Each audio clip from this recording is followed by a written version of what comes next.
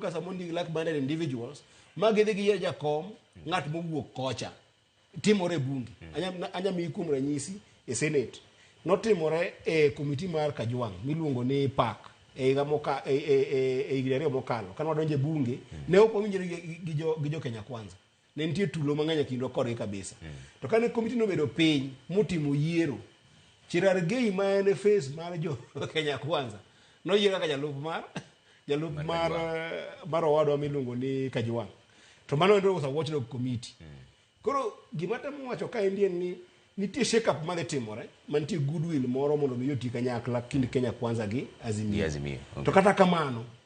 komiti nego bed ni ing'iyo ni ng'ato otimo ang'o kik ng'ato bed ni ni do wacho ni an ogola e komiti nikech an Jakikuyu kata ogola e komiti nikech an Central kata ogola e komiti nikech an ng'atno maluwo jalup president machon kwa yie ni bunge odhi gi that direction to jotend komiti go eko onego ni komiti oyudo competence mo ni ma en jakom mar komiti tembo deliver ne jopiny to gi bunge kaka jakom to kiwacha ni koro ni in gimi mako gimi yo endere mimako en ni an ogola man nikech an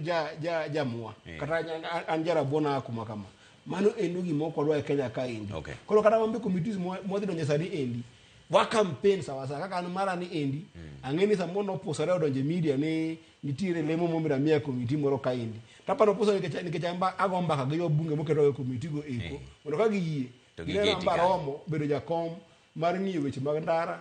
weche mag transport to gi weche go eko mag housing ma Kenya ka Max akoro mayo wawango lakini nitiere wach moro mabe liekore oko ka endi mar NADCO wacho ni report NADCO ni bekoro nego duogi en baka mugo e bunge ga koso mato mana mar jofuambo to nego duogi koso oyo mana mapiyo piyo nikech koro sato mayo wawango aparo NADCO no se kele bunge so it is in the